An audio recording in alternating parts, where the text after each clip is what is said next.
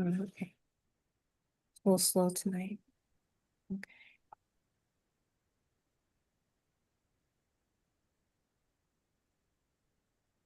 Okay.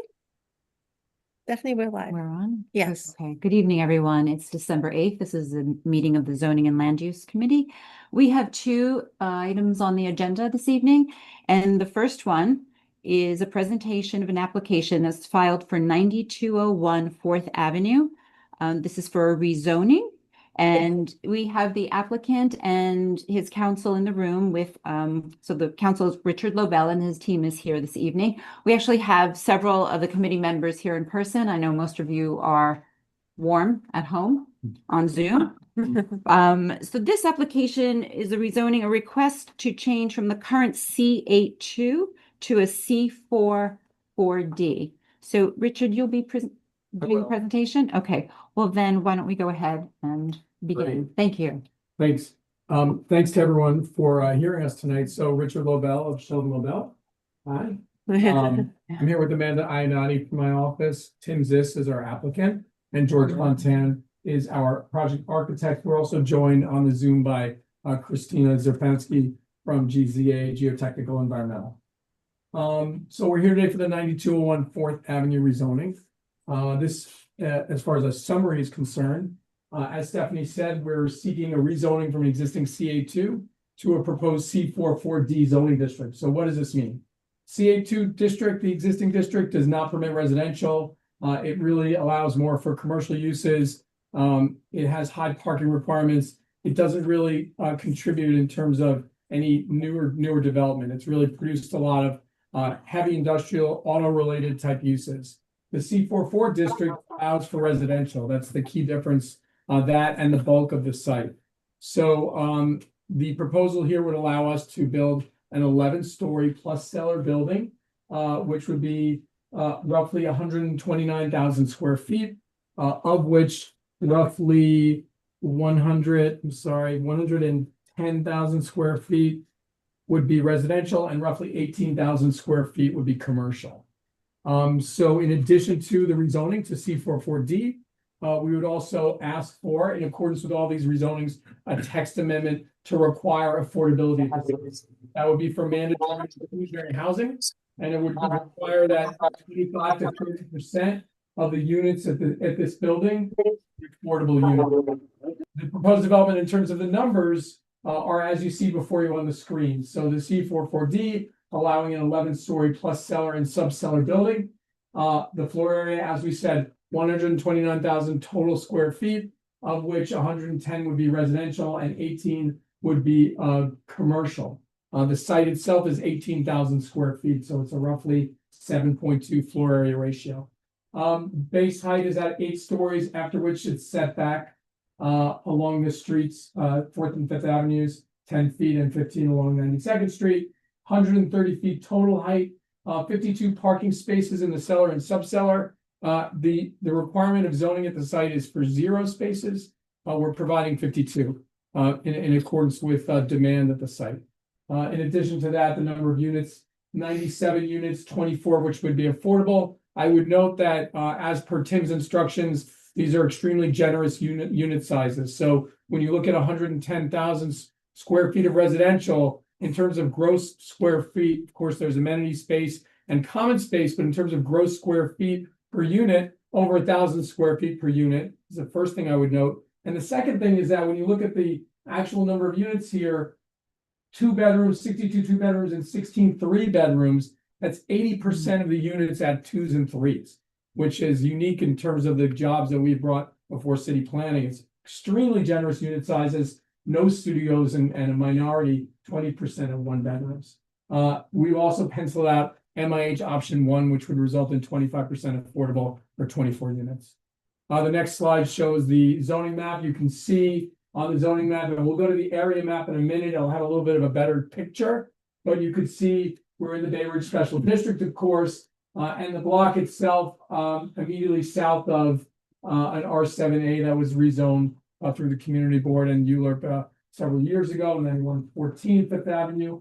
I think it probably is going to serve us better to go through the next 2 maps. The next map is the tax map. So you can see the extent of the zoning district boundary here. The C44D would just be encompassing this site. The next slide is the area map, which I think tells the story really well of why we feel that this is a meritorious rezoning. This site is somewhat unique in the area, and indeed in many of the rezonings that we've done. You've got an extra wide street, 4th Avenue to the west of the site, and you've got 5th Avenue, a wide street to the east of the site, as well as 92nd to the, 92nd to the north of the site. So we're bounded by 3 streets, 2 of which are wide streets. This provides for incredible frontages on wide streets. Typically, city planning, when they're looking at rezoning, likes to see you located on a wide street in order to mass bulk in an appropriate way.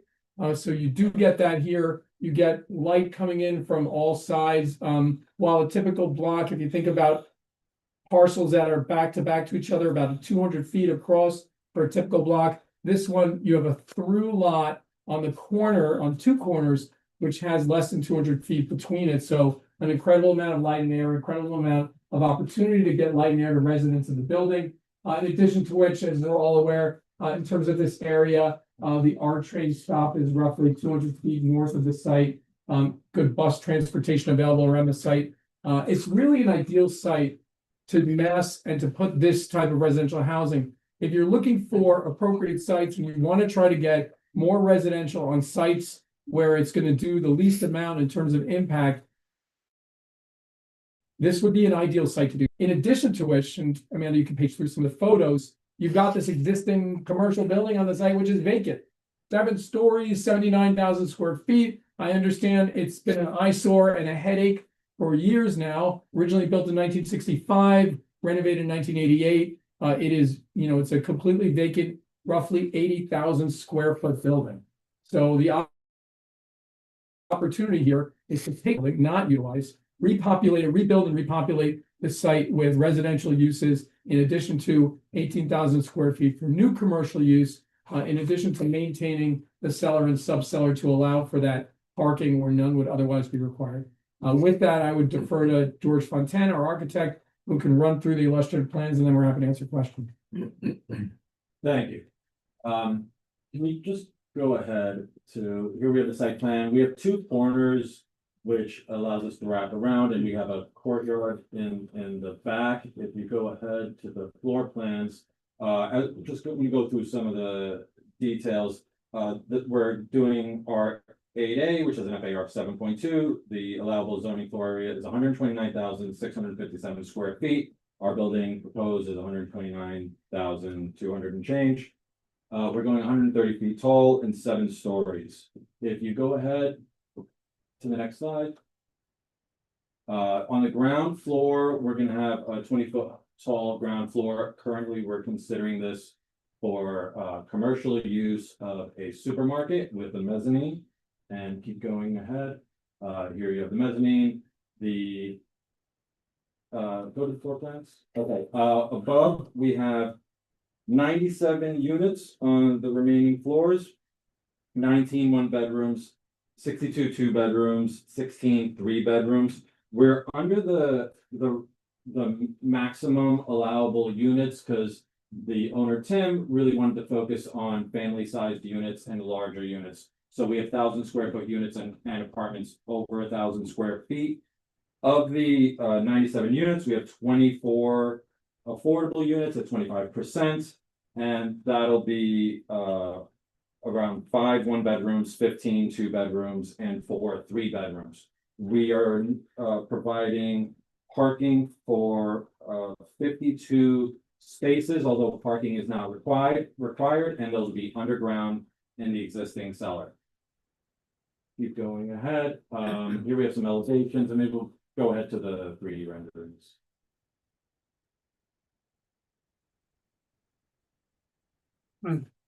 All right, here you have an aerial view looking south, and then if you go to the next slide, this one is looking from 4th Avenue and 92nd Street looking south. We were going for a more classical look here. Tim is looking to do a very high quality building and, kind of drawing a little bit of inspiration from some pre-war buildings and my old boss, Bob Stern.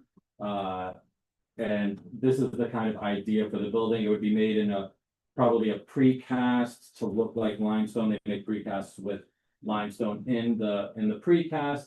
And like I said, going for more classic, historic New York look.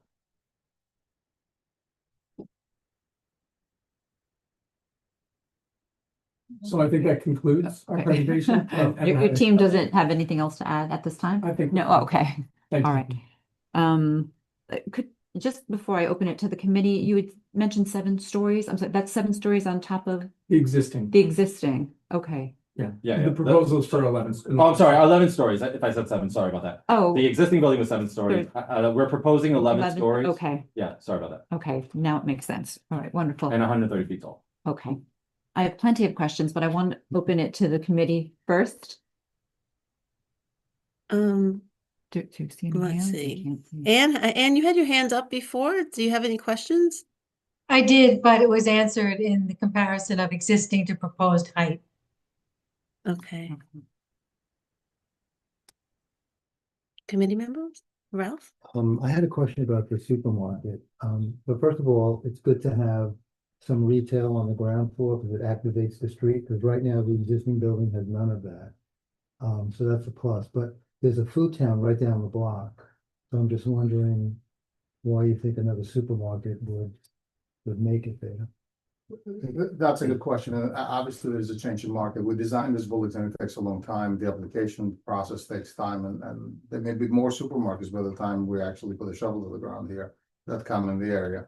So we designed the building to be able to accommodate the supermarket on the ground floor with respect to heights, square footage, loading docks, everything that could be easily purposed for a supermarket. Having said that, from that peculiar standard of a supermarket, which is hard to accommodate, we can scale back and you can only do any type of dry retailer there. So we're building to a higher demand, acknowledging that if the market doesn't require another supermarket, if the community is well served, and it appears that it may be on its way, especially with the news that the supermarket families bought the old Century 21 home goods store. Right. So you may be absolutely right. There may be no need for a supermarket, although you mentioned Whole Foods, and every supermarket that's coming in, it appears to go after the same sort of product type that they're offering. What we had in mind is a different supermarket that would deviate from that and bring some alternatives to beverage. And we were approached by a supermarket that is more affordable, a huge national name that I cannot disclose, unfortunately, due to a conflict, that I think would be a great addition to bring more competitive, both organic and non-labeled products of their own at a much better price point. Yeah. So I'm not saying that we may not do a supermarket. We'll see what the market says, but we're designing for that. Okay, so it sounds like you could subdivide it. Yes, If it yes. turns out that a supermarket doesn't Yeah. work, Yes, you can go with more like Easily. mom and pop type. easy. Okay. It can be a restaurant, it can be a lot of different Okay, things. okay. Are you reserving some of the parking for this commercial space or is the parking for residents? So the parking that exists today, we're looking to preserve. And if that parking is attending as it is today, they can accommodate a lot more cars. They can accommodate close to 200 cars. So depending what happens with the ground floor, depends how the neighborhood evolves and the demand for parking is there, we'll make the decision to go either attended or not attended, and then it would be used by the residents. It would not be open to the public. But we recently brought in a company to manage in the interim, which is Metropolis, which is a national parking lot management company that uses new technology for scanning quick, and you park downstairs. So, and the demand has been okay. They're half full. The reason that we invited them to come in now is to actually pulse and see what is the demand. So this way, we design for the community. The demand is there that we continue to operate it as a tenant parking, we will tend to do so. If the demand is not there and they're averaging 50, 60 cars a day, then there's no need to do it. So we'll be guided by that. Thank you.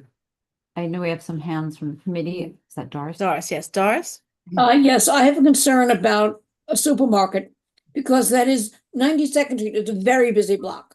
It's the access to and from the bridge. And it's very heavily used. and there are bus stops on both corners of 92nd Street and Fifth Avenue. So people don't walk to supermarkets. So I'm very concerned about the congestion, double parking. When you're truck unloading for a supermarket, it will be disastrous for that area. So I may. The way that the particular supermarkets that we're looking at load or bringing the product is overnight. So this is not the supermarket, the family-owned supermarkets. So we're not that concerned about the loading and offloading. But I totally agree with you. 92nd is a very tight block with a lot of bus traffic. And for that reason, both are residential, we're repositioning the ramp and the loading dock on Fifth Avenue within the footprint of the building. And then the entry for the residential on Fourth Avenue. So if you have drop-offs and picks of residents that don't want to go to the parking, again, we're doing it on the wide street. So we're bringing everything to Fourth Avenue to alleviate that. The sidewalks are wider, so are on Fifth Avenue. And we're not doing any entrances on 92nd Street itself. And in addition to city buses, that's the school is there, and in the morning and at afternoon drop off, there are probably at least 4 to 5 school buses that use that area. Correct. So I just feel a supermarket could be problematic. We did the traffic study there, environmental consultant can speak more to it, but most of the school buses do not assemble in front of, not on 92nd Street, they do it on Fifth Avenue between 92nd and 91st, and it is problematic. It is a problem there. Again, we took that into account. We have our entrances on Fourth. If it becomes a supermarket, the particular supermarket would, its model is loading at night. So there will be no concern there for loading. And customers, if it's a supermarket, there's direct elevators. If you look carefully at the plans that bring carts downstairs, it will be managed within the footprint. It's a lot more efficient and safe and dry for everybody. We don't foresee people double parking to grab groceries. It's a lot more comfortable to do it in a dry, controlled environment within the footprint of the building. There are a lot of European models that are like that. It's one of those. Barbara? Barbara, you're on mute.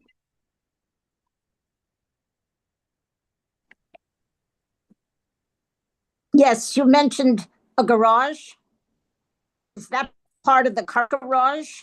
Yes, so the existing building has 2 subcellars that can accommodate, as it's operated today by attendant parking, approximately 200 to 220 cars. If the demand is there, we will go to the attendant model, and the numbers will be similar. The subcellars we're retaining, even though we're hollowing it out and putting a building within, the residential building to rise within, those 2 floors will remain for that use, for parking. In other words, you'd still sell the spaces to folks not living in that building. If it's attended, we have access parking for the community, yes. Okay.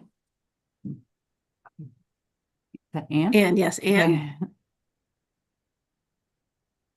I know perhaps it's impractical, but I'll ask the question anyway.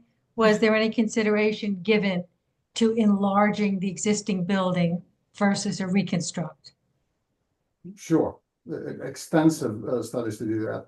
So, and the existing building has multiple issues. It was built for a specific user. At the time, I believe, was Hamilton Federal, which is a bank that was taken over by Dime, and they moved out. So somebody asked earlier, one of the team members here, because I live in the area, so I know the history somewhat, the history of the building. So it was built for a purpose, and the purpose is left. So since then, it's been patched and repurposed to try to stay afloat, and it didn't succeed for many reasons. One of which is that the initial construction was by poor means. So it has tremendous issues, both structural and non. So it's not efficient, and at the end result, the product you would get by repurposing that building would not be what we've been looking at. Perhaps we would save a few dollars on the in practice, but ultimately we'll be delivering a lengthier process to retrofit the building, and an ultimate product that would not be desirable. The very low ceiling heights. It's a steel frame building with bar joists and lightweight concrete that you have to replace. So essentially, you have to take the whole building apart and put it together with the old material that's there. That wouldn't serve this project right. All right, thank you. Steve? Yeah, thank you. Just remind me, how many units do we have here? How many units? 97. 97? Is that right? Yeah, Okay, I'm a little, so every morning, cars, there's 97 of them, all right? Plus we have a supermarket, and you're putting this in an area where we have probably the most crowded part of Bay Ridge as far as traffic is concerned. You have no concerns about that? In other words, you're gonna have up to, I mean, every one of these people is likely to have a car and maybe more than one car. All right, in the most crowded area in the morning between the bridge traffic and the school traffic. How do you intend to handle that after you're gone? Sure. Like I said earlier, I live in the area, so I recognize the concern from day one before we put pen to paper to design anything, and that is why we retaining the two subcellars for parking. And in fact, the pizzeria owner space that was the subcellar one, we taken away to enlarge the height of the parking to be even to accommodate SUVs and vans. I know what the traffic is like in Bay Ridge, and I know local people are very local, but they use a car to go 2 blocks away, including my own kids. So we intend to, the design that we did is to show that we have sufficient parking, self-park, to meet the needs of the residents. However, we are currently operating the 2 levels of parking that can accommodate up to 220 cars attended, and we intend to continue that so long as the demand is there. Okay, but that's not my question. My question is this: you're going to have 200 cars you're talking about now that you're adding to that area, which is actually very congested as it is right now. Those people are going to be wanting to get out in the morning. They're going to be wanting to come back in the afternoon for schools and everything like that. You have a school right there. What are you going to do? I mean, how are you going to manage that in the morning when you have half? I'll even go for half of it. Half of those people want to get out and they can't get out. All right, because the traffic is so absurd there as it is to begin with. I can answer that. So from the numbers we got from the parking company that used to operate the parking garage for about 10 years, they peaked at about 216 cars a day with 3 turns. So we don't believe we'll ever coming back to those levels just because the market has changed. So that condition existed and it was managed within the old building with not a lot of means. We have automated parking systems now.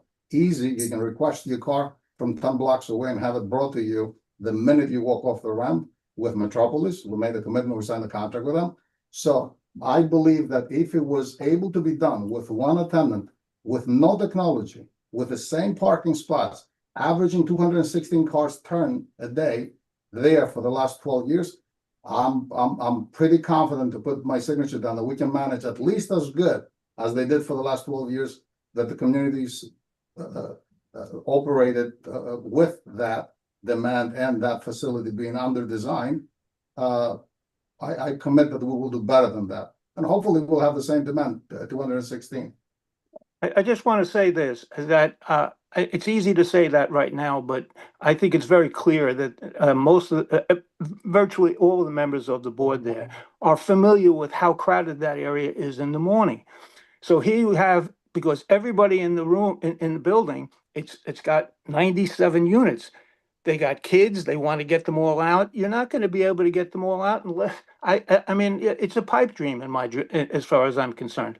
I can't for the life of me understand how you can put in hundreds more cars over that period of time. Okay, 90, 100 cars, okay, No. at that time, and not see having a great impact on that area and on Bay Ridge itself. Maybe I wasn't articulate enough. The parking operation averaged about 216 cars a day for the last, up until COVID, until the building went completely empty, or just about 2016, it started going down, and it managed. So we're not creating 200 more. The capacity is 216. So the most it will be is 216. It has been 216 for years. And Actually, no, if I can just, wait a minute, let me just interrupt here for 1 second.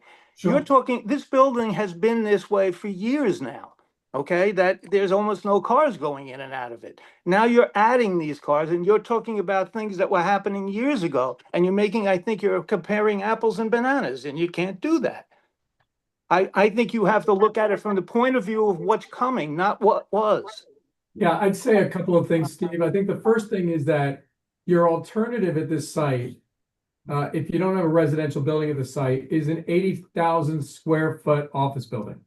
And while it is currently vacant, at some point somebody would be using this building as an 80,000 square foot office building. And the one thing I'm fairly certain of, and Christina Zapansky, who's our environmental consultant and did traffic studies on the building, can tell us, is that that use would generate far more traffic than 97 residential units. You're looking at a distribution of residential units where you've got literally 110,000 square feet of residential with 97 units. It's actually, compared to permitted densities, is a lot fewer people than you would have typically in a building of this size. So, I mean, Christina, are you on? Do you want to just talk to that for a minute? Sure, yes. So for actually, Richard, like what you just, going on what you just said, the density at this site is fairly low. And for that reason, we were able to actually screen out of a full transportation analysis for this project. So, and like Tim was articulating before, we for the environmental assessment, we look at the incremental difference between what was existing or what could be existing in the no action and what is proposed. So in the past, this site was an office building with 216 parking spaces with cars coming in at peak time, in and out with traffic on the same streets. So this site would actually have less density with the residential units, like Richard was saying, with a retail use may or may not be supermarket. It could be just regular retail, which regular retail would just generate pedestrian trips, mostly not traffic trips. So, and also, I also want to note that this site is also right by transit. So it's not that a 1-for-1, everybody's going to be coming out at the same time with a car. People will be walking to the subway, people will be taking the bus. Not everybody will be commuting with a vehicle at the site. Okay. Thank you. Go to Ibrahim. Yeah. Ibrahim. Yeah, thank you. Good evening, all. I have a question. One of them was addressed by the question from Anne. The other question I have is, what's the residential equivalent zoning designation? Let's say if you're requesting to designate it as residential R, what will be that designation? So a C44D is a residential equivalent of an R8A. Is there any R8A in the neighborhood?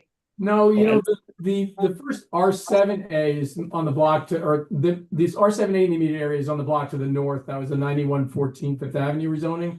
And then this would be R8A. There's no R8A in the immediate area of this building. So, but city planning, when they looked at this, basically really looked at the specifics of this site. This is really a unique block like we talked about. It's kind of a trapezoid with frontage on 3 streets, including these 2 wide streets near transportation. And they felt that this block merited this, and more specifically, this site merited this district. So that's why they chose to move forward. We actually would have, went in with an R8A, and they asked us to make it a C44D, which to the extent going forward that, that more commercial was desired, or that the development plans would indicate that, 2 to 3 levels would be commercial, then a C4D provides you with that flexibility. Having said that, what we've been presenting tonight to the community board is what we'd like to do, which is ground floor and mezz commercial, and then the remainder residential. I have a question, actually, expanding on that. You've talked about what you're going to produce, but in the event that the property were sold, there's greater capacity there. So up to how many stories could exist with the new zoning? We're going to 130 feet in height. Mhm. The maximum capacity for a C44D with affordability is 145. Okay. So yeah, you'd be looking at a 15 feet overage. But like, I mean, George and Tim can probably talk about the development feasibility. This site clearly meets doesn't need it. It doesn't really need addition. What? But the concern is always that once the rezoning occurs, then the potential for additional bulk exists. Understood. So if you could just translate that into stories so that we have an apples to apples comparison, please. So from Additional bulk or additional height? additional height, excuse me. I thought the bulk is set at that. We're maxed Well, out you're maxed out at bulk, Yeah. but how many, then could there be additional stories? over this current proposed building. If it's 11 stories now, you put up a 12th story. Only up to 12 stories? Well, you could cram in 14 stories. Okay. But- And that may not be feasible. What is the feasibility? It's not very nice. Well, Well, Yeah, the ceiling heights would be lower. So for a building this size, you have a lot of mechanical, structural. So your floor to floor height is gonna be, a minimum of 10 feet to 12 feet, which is what we're going with 11-foot floor to floor. So to do lower would be less likely for a building this size. But Okay. you could, if you wanted to, there's probably a scenario where you could fit 13, 14 stories. wasn't that in the worst case scenario? Was that proposed yeah, as Christina, does the thought- reasonable worst case show a taller building? audited? Yes, the reasonable worst case took into account the maximum height. Which was 14 stories? Yes. Okay. I just wanted to make note of that. I understand you had a conversation already with city planning about what the recommended zoning district would be, but why not something with a commercial overlay? Yeah, which is what we proposed. Oh, okay. And city planning lately has been of the opinion that they want more robust districts to allow for more commercial, if the market is for that. In this building, you could build a commercial building if you wanted to, a smaller building, but a commercial building, and they just seem to want that flexibility. Really? Yeah. Okay. And they understand this intersection? Because Yeah. I just want to reiterate, among other things that the committee members already mentioned, and if you're familiar with the neighborhood, you know that there's increased flooding in this area. That if there is a wind event, and there's a closure on the upper level of the bridge, 4th Avenue and 92nd Street come to a dead stop, as well as Fort Hamilton Parkway. So I would just like to bring that to your attention, so that is part of your consideration.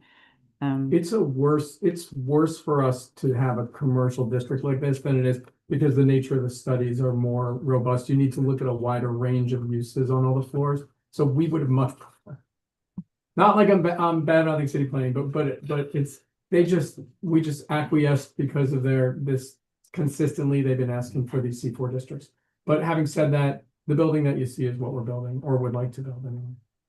So they would not be amenable to any recommendations for, Probably not. Mhm. I don't think so. I mean, I'm just asking. Yeah, no, I you know. appreciate something, but I don't mean, we went through this over multiple meetings with them, and this is what they asked. Okay, going back to the environmental survey, and it's extensive, and there are a couple of blocks that were checked and flagged. So I'm just wondering about, with the building of this bulk and height, how is it that there's no negative impact on, well, I know shadows, I remember, but what about the air quality? If you could explain, there was, I think, a check next to the historic and cultural resources and construction impacts, please. Oh, Sure, yeah, there Thank there you. is a I believe an eligible historic resource within 400 feet of the project site. So therefore, that's why that was flagged as something that in the environmental assessment. So that was the LPC flagged. So that was included as part of the analysis. What is So that? the school? Do you know which Sorry. Let building me or site? hold on one second.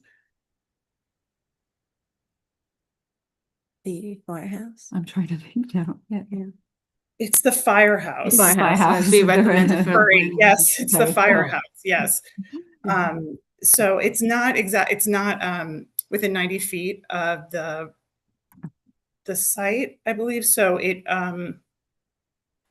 or is it so it wouldn't have a direct impact on that eligible resource. Okay. Construction, what would that look like? Well, construction, I think maybe Tim could speak to that more, but this was just a sort of in the EAS, we typically just do a qualitative discussion about the construction impacts. This project would take like a maximum of about 18 months is what we assumed. So we just had the general requirements, regulations that DOB and DOT require for street closures and such, just as a point of reference in the EAS. Okay. Does the committee have any other questions? Doris, Doris? is your hand up again? Oh, Doris, you're on mute.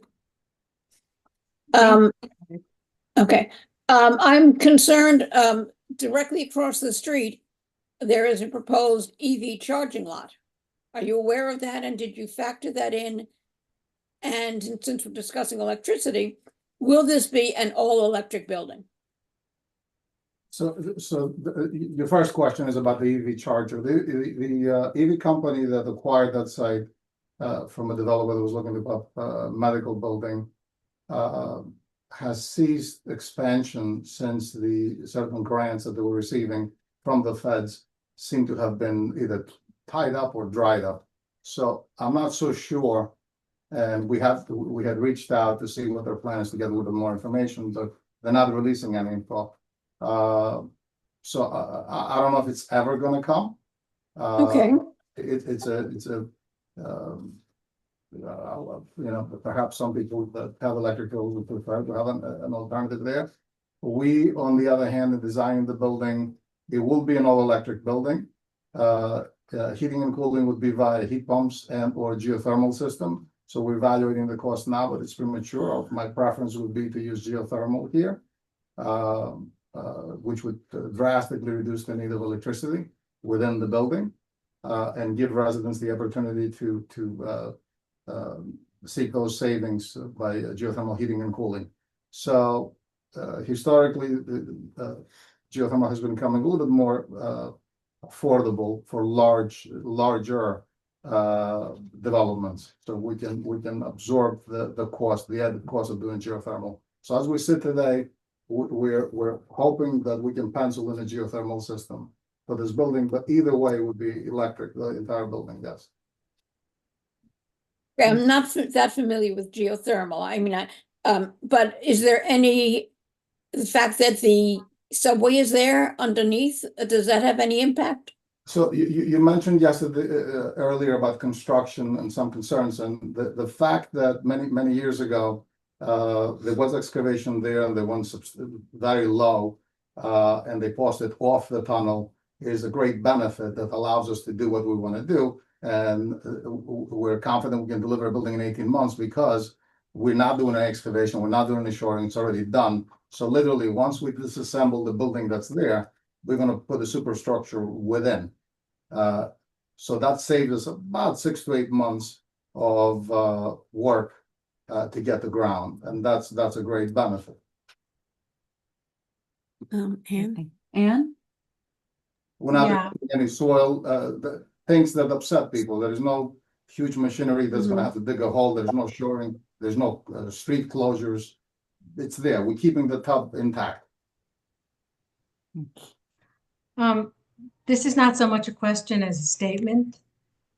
Given the need for affordable housing and the recent legislation, proposals that passed requiring certain community districts to step up their amount of affordable housing units, this location is without much impact on the lower density parts of our district.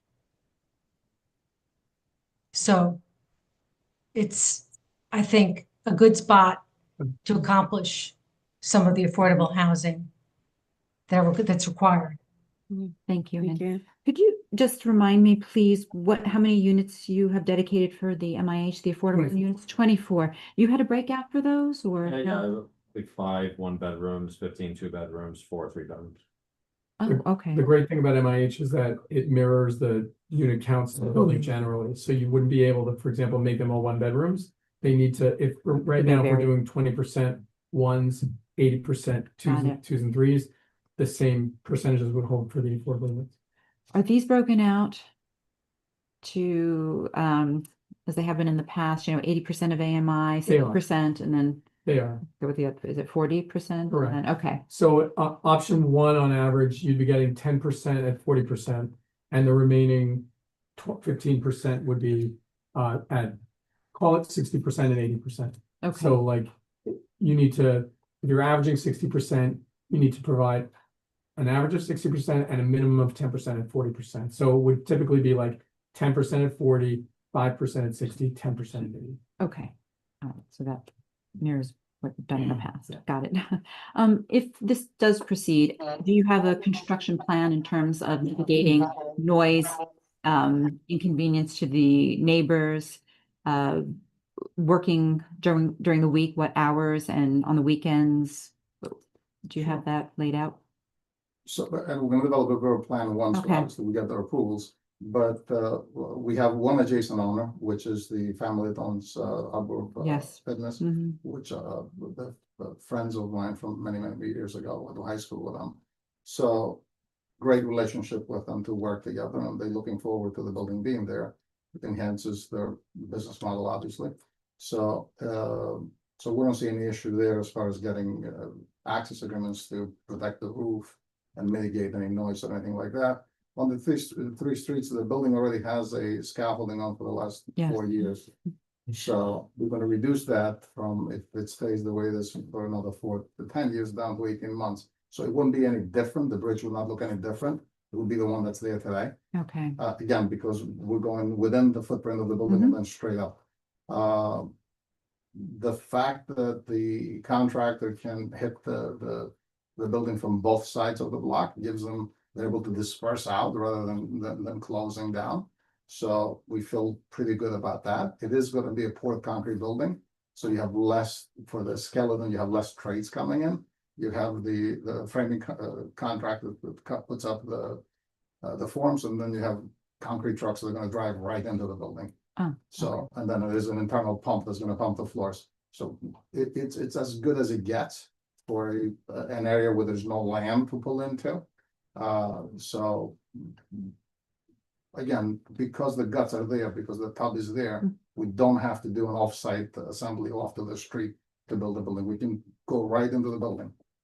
Okay. Thank you. Do we have residents on? Yeah, so there were some questions in the chat Chat. that I'll go through first, and then I'll ask if there are residents.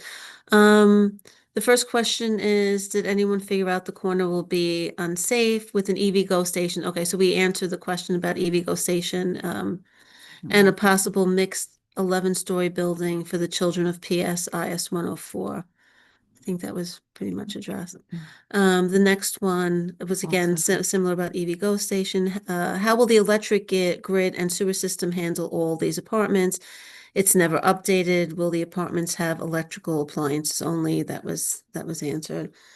The sewer system question is one that we've discussed in the area south of 86th Street. We do tend to have more complaints about both sewer odors and sewer backups in the area. I don't know if it's been an issue in this building at any time, if that's something that you've looked at. I think citywide, and district-wide, we're looking at this area in particular, with DEP to, has looked at certain sections of the district that we've had issues with. I don't know if this building did. With all its faults, it did one thing right. Whoever designed the sewer connections to this building, they stayed high. So they're using a pump for the subcellars, so they didn't lower the connection, and they never had any issue because of that. So, Okay. and they really have no, I guess they have no need to also, because they just have, they had the pizzeria owner that was below the connection.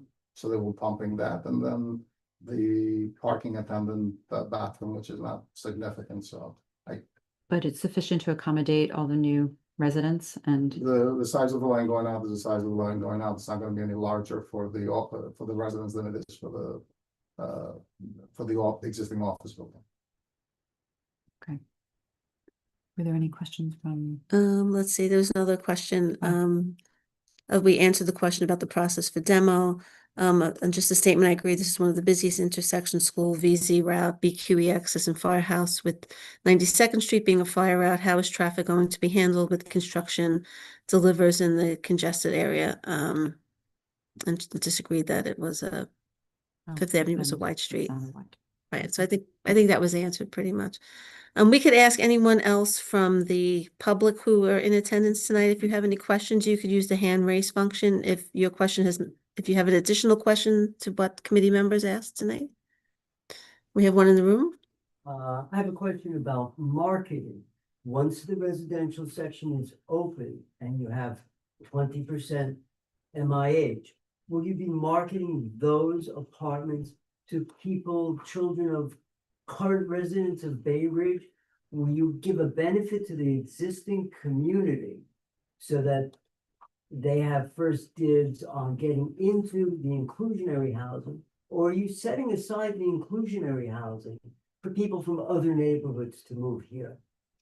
Yeah, so the inclusionary housing, there used to be a great community preference where 50% of the units would go to residents within the community board. And they struck that down.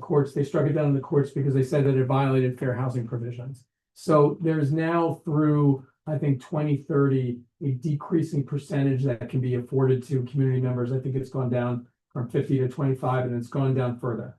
What you can do is you can market. And so if you are marketing more aggressively once the building is built to people within the community board, then you can try to get more residents who are aware of that. So you're not, you're not permitted to make it a preference, but you are able to basically propagate more materials in the area and try to get more community board members in. Are you in the planning stages of that kind of marketing plan? I will answer that. So our intent is to be as aggressive as we can to get the word out of the unit mix and what's available and what the documents are, and have support within our office to process that early on, help people with papering it, as far as the applications, to do it, to retain the units as much as possible within the law to serve the immediate community. Because there are many, many younger people who grew up in this neighborhood who are being priced out, who cannot afford to live in the same neighborhood that they grew up in. Couldn't agree more with you. And I'm sure you know many of these. Couldn't agree more with you. And it would be good to have it marketed to those people first, somehow. The reason that I personally, I'm doing this building is because I am from here. Yes. Because my own family, my sisters, my cousins, they don't live in Bergen for that precise reason. And I feel to be a part of the problem because we didn't build enough housing to be able for the young ones, including my own daughter. She's in second year in law school. Housing inventory in Bergen is non-existent. New construction, new units coming on are nothing to really brag about. We actually get criticized for. And I say I live here. It's not somebody else's problem.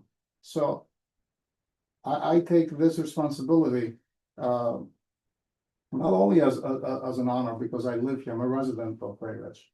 At the age of 15, I worked at the gas station on 7th Avenue and 86th Street. I went to high school in Farmville High School. So I get it. So, and I hope that we'll make a dent, that just like you mentioned, that young folks and older folks, I have parents that I have my in-laws that they shouldn't be living where they're at right now. It's very dangerous for them. It's a three-story with a basement, a 3-floor, one-family home. They should be in a secure building with a dorm, 1 floor with an elevator. My father was blind. He shouldn't be living in that. And he should come out of that building and have a young family where he lives now, occupy that house. Are you intending that this building will have doormen around the block? That's the intent, yes. We built what we set out to build. We intend to provide around the clock security, parking within, and some amenities. And how much do you think should be budgeted for that, divided by the number of apartments you have? Have 5 shifts year round, 24 hours a day? We have it in our financial model and we're comfortable with the feedback to provide those services. Yeah, it sounds like to me, just quickly, it would add $2,500 to $3,000 a year to the cost of each apartment. It's not that high, but certainly there's a number. But again, the size of this building will have staff. Yeah. It's not gonna self-operate. Is there laundry facilities? Are there any other? Everything is within the units.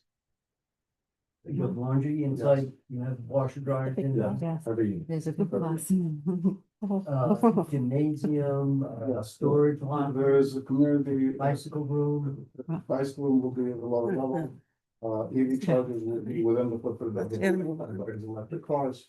No, no one else. The second Public floor has raised their hand. is secondary space for the Follow up residents. the question. Some space for to entertain and A working a area. workout gym. And you're not concerned about the fire risk of electric vehicles within the building itself? Not more so than we are today with having electric vehicles in the garage that we have today. The new building, which is a port counter building, is more. handling that risk. We have another question in the room. If you'd like to, please. Just want to clarify regarding the zoning variance that you require for this. Is it safe to say that it does indeed raise the bar to 14 stories? If, let's say, a profit, not you guys, but a profit-driven developer could change the scale of development in the neighborhood to 14 stories with a variance like this? It's a rezoning. On the Rezoning. on the site, not in the neighborhood. But- So, Okay. I mean, it was a very particular consideration that city planning had for this block. Right. We went in on a rezoning a block north of here and they basically settled on R7A. They felt that given the street frontages here, that it was more appropriate for it to be R8A. So, again, like such a great site to put a lot of housing on. It basically accomplishes a lot in a very little amount of space, 18,000 square feet. Right, but it could go to 14 stories. And that would set a precedence here I for would say, that when you development. say 14 stories, it could go to 145 feet. Mhm. It's currently at 130 feet, so it could go an extra 15 feet, yes. Okay, so this would still be on a greater scale of an eyesore than the one we have now. Greater what? Eyesore, because right now it is an eyesore, Right. the location. So if I just want to clarify something that the bulk wouldn't change and just to be pragmatic and going back to the financial model, builders like myself who want to build as short as possible and disperse the square footage because it's cheaper, right? Going high, it's more expensive. Even higher floors that we're trying to do to accommodate the mechanicals and give decent living space, it costs more. So unlike the general perception that we're all egomaniacs and want to build 200 feet, there is a real cost to that. And there are certain markets that you get rewarded for. This isn't one of them. Right. You're not gonna get a premium for living on the 7th floor versus the 5th. That's not the market we're in. So even if we were to, somebody said before, oh, the site could be sold, sure. That's not our intent, and God willing, that will never happen. But if it was sold, the next developer would be set to handle the same economics. The money costs what it costs, construction costs what it costs today. It's not gonna change for anybody, not in the foreseeable future. Please remind me again, the setbacks on 4th Avenue, how many stories at what story does the first setback occur? The first setback is at 6, the base height is 86 feet. 86, and that's on 4th Avenue? Yeah, on 92nd, we're at 86 feet, and then on the side, it drops down Wait, the side is Oh, 90. sorry, on Fifth, it drops down. So if you look at the rendering, Yes, so the main base that goes around. I'm looking is at Fourth 86. right in here. Yeah. That is, you're looking at Fifth, I think. right? Oh, This side. I'm sorry, I can't. That's Fifth, right? that- Yeah. Okay, Yeah. okay, Yeah, so then it drops down on. this way. one Yeah. side. Yes, So Fifth has a lower, And those are 15-foot setbacks. the setback on Fifth starts at a lower floor Lower than the one on Yeah. the Fourth. The main setback that goes around the whole building is 86. trying to zoom in. Thank you. And that was intentional to scale it better, because Fourth Avenue is a wider street and Fifth is a narrower street, Yes. so. Yeah, so it's set in more. That it's was, better than more. that was discussed with city planning. They were, Is there some kind of a courtyard on the south side? of the building? yeah, the building makes an L on We have a the, view, I think. yeah, or you can go to the floor plans. I'm still gonna Floor recommend plan, a like- formal vote again. Yeah, Okay. we have a lot to talk Okay. about, yeah. All right. And the last rendering shows from, You wanted to see the courtyard, you can kind of see it from from here, yeah, exactly. So you see how the shape of the Courtyard? building, this is from Fourth. That's from Fourth or from Fifth? So this is Fifth. This is Oh, Fifth. yeah. It's Fifth, Yeah, okay. So it's from Fifth. That's Where- all where okay. the- Where the Harbor View gym is, it's in you, yes, getting the Harbor View wall. Okay. Thank you. Committee, are there any other questions? Ralph? I did have one quick Of course. question. I might have missed it. The entrance to the garage, where was that? Is where the loading dock is now on Fifth. Yeah, but where do you go in and out? On Fifth or? On Fifth. Yeah. Not the on garage is- 92nd. No, no, 92nd nothing is on Never 92nd. were. So that would, The garage entrance is on. You see the brown or There- the, there's no it's the entrance on garage. that's where the loading dock Ah. roll-up gate is now. It's a lot larger. The loading dock is 40 feet. Mhm. This, I think, is, what is it, 18 or 20? It's 20. So it's half of what's there now on Fifth.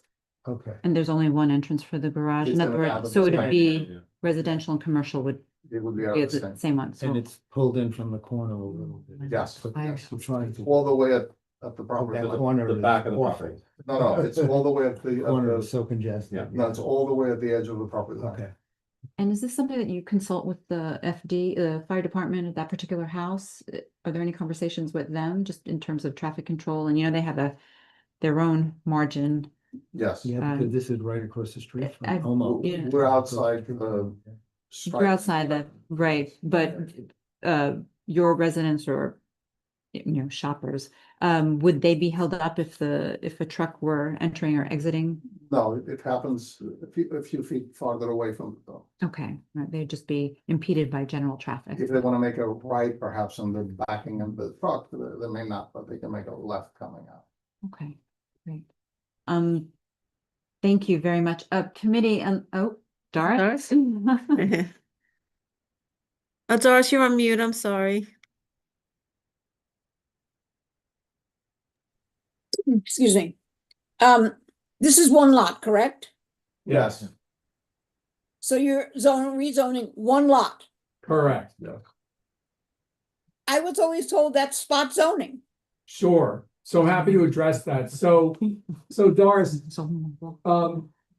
spot zoning really doesn't have to do with the number of lots involved. So you can rezone one lot and not be a spot zoning. You can rezone several lots, 4 or 5 lots, and be a spot zoning. And the reason is because the standard is that it be part of a well-considered plan. So the bottom line is typically spot zoning, when you think about it, if you had a sea of M districts and you put a donut hole of residential in the middle, it's generally considered to be spot zoning. Here, the conversation with city planning is that, first of all, you have a little bit higher density to the north in the R7A. And because this is a very unique site in terms of the street frontages, this is the widest lot on this block. This is the only lot that has street frontages on 3 sides. In terms of this amount of street frontage, both on Fifth Avenue, 4th Avenue, and 92nd. Basically, and also in light of the existing development there, and in terms of this grandfathered huge commercial building, city planning basically felt it was appropriate to allow for C444D there. So yeah, it is a, it's always a concern, whether it's spot zoning or it's not. Spot zoning as a definition is illegal. So city planning can't really approve anything under law that would constitute spot zoning. Here, given these characteristics of this site, it's not a spot zone, and this is something we basically gone to court over, so I feel pretty confident about that. I have a question about this street plan that you Sure. showed. There's this other area on Yes. the north side. Is that part of the rezoning plan? So there's a map that's attached to the materials, which shows both our block and the lot to the south. That's actually an MIH map. So the MIH map shows the previous rezoning in 91-114 Fifth, which is an MIH district. Now, in addition to that, we will be an MIH district. Just so everyone's clear, the additional MIH district, which is part of this application, mandates that there be affordability at the site. It's not elective. It's not, you can't basically do luxury housing with no affordability. The idea is that the mandatory inclusionary housing map you see there means that anything built on that site needs to have mandatory inclusionary housing. Does changing the zoning for your building affect the ability of these owners to change their zone? It does not. No. Okay. And just one last quick question on if you had been able to designate this as an R8A, would it have been the same dimensions, everything the same? All the same? Just No. curious. Okay. All right. Committee, unless you think otherwise, I'd like to postpone the vote and a recommendation until January. I think there are a great number of considerations and questions that still need to be reviewed and discussed. Any objections to that? Thank you. No? Okay. Yeah. And there are no other questions for the team? No. We have a quick sort of 101 about the ZAP portal, and of course, you're all welcome to say. But I think you know how to use the it. ZAP Yes. portal. Yeah. But I would like to thank Tim, Richard, Thank you. George, Amanda, Thank you. right? Yes, and Christina's on, right? And Yes. Christina, thank you as Thank you well. all for your time. We appreciate your time and all And of the Katya, patience. Thanks. So we will, as the committee looks at it, if there are any questions, Richard, I'll be sure to send them over to you, and we'll take it from there. We'll be Great. in touch. Thank you, and Thank enjoy the you. holidays, everyone. Thank you. Very Thank much. you. Appreciate it.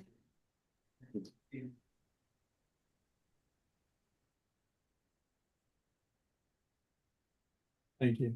Have a good evening. Have a good day. Good to see you, Richard. you. Happy, I know, my Yes, goodness. we're there. How did that happen? I don't know. Yeah. Thank you. This Yeah. is the proposal. Yeah, that's basically, it's also online, as that portal. Appreciate it. Thank you for coming out. Thank Thank you. Josephine. Yes, hi, everyone. I just wanted to make sure everyone, there's a lot of materials that accompany, an application like this, and what the great part of it, it's all available online. And I had some questions from board members about where to exactly find them because they couldn't find all of them even with the link. So I just wanted to take a look at it really quick with everyone. And if my computer Great. cooperates with me. Some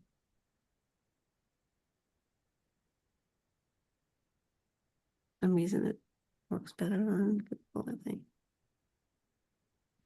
So you type in the ZAP portal, the zoning application portal.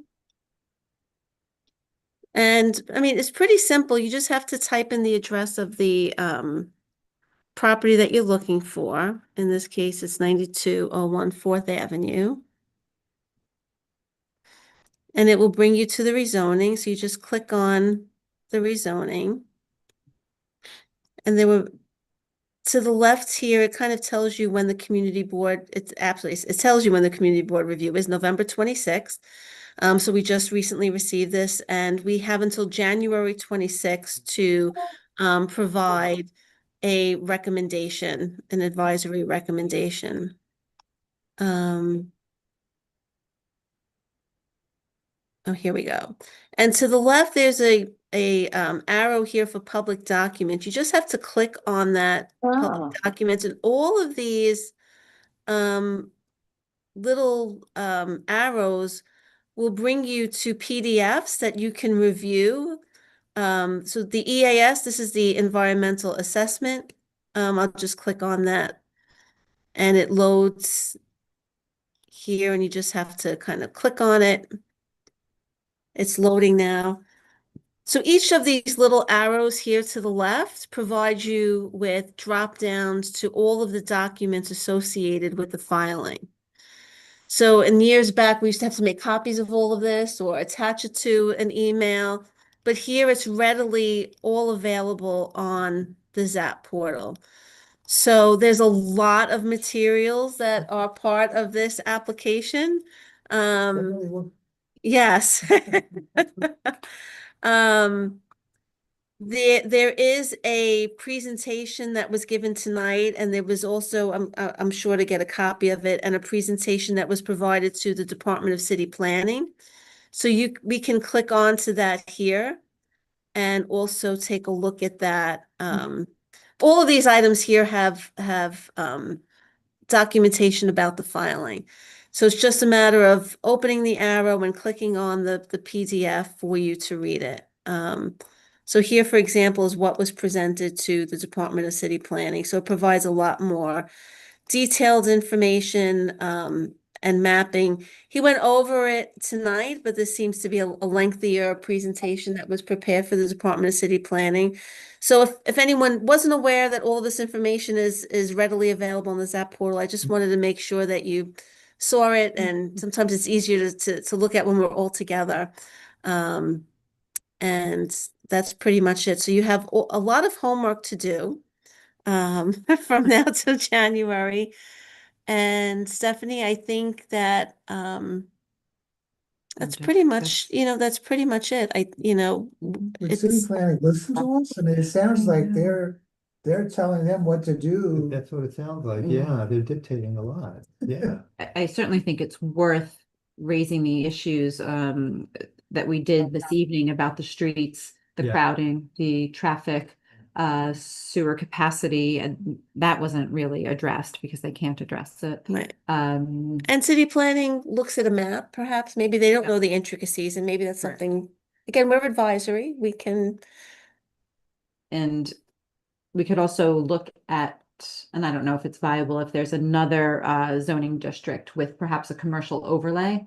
I don't know what our objective would be, I mean, again, this is a good spot, I suppose, to put more housing, but what would be ideal in terms of proposed bulk and height?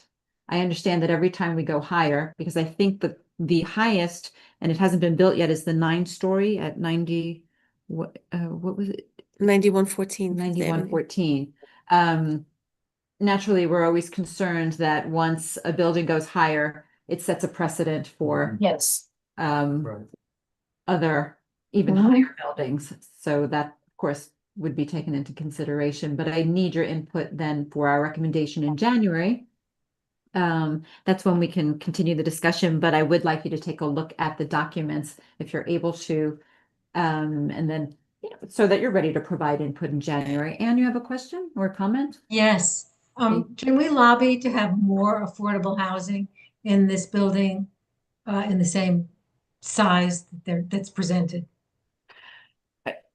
I mean, we can always state it in a recommendation, but I think where MIH is concerned, there are two options. And I haven't memorized up the differences between option 1 and option 2, but it lays out what percentage of housing has to be at what level of AMI. Is that correct? Yes. Yes. Again, in our recommendation, we can certainly request it, but they're not obliged to fulfill that. Thank you. That can go. No, we could get some more information on, just as a refresher on MIH. And as you're looking through the filing, if there are any questions, the team has been very gracious to say we can send over any questions even before the January meeting. Yeah, and that's what I would hope to do. So how do we move ahead? If we have questions, should we just email? Just email, Yes. yeah. Or wait till the next? No, you should email me before Email. the January Okay. yes. meeting. So Okay. team, committee, please, if you review the materials and questions pop up, or you just happen to think of them, please do email Josephine, and then we can compile them. Okay. And that way they have an opportunity to respond before our meeting or by our meeting, and then we can discuss it further. That makes sense, yeah. And I've also asked you all to send me your identified landmarking sites by January 8th. And it doesn't have to be an extraordinary list. If you have one, I'd be happy to see it. Okay, Are great. and we're good?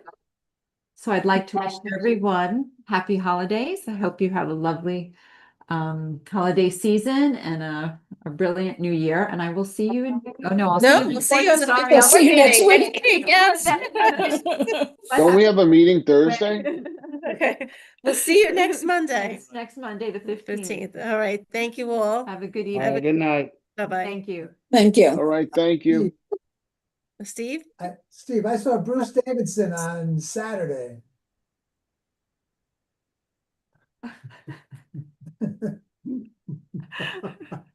Okay, what'd you see on Saturday? I saw Bruce Davidson Ah, Bruce. Stop and Shop No, everyone. in knows, yeah. Hampton Bays. I see him out here in the Yeah, Hamptons. that's where I thought, yeah.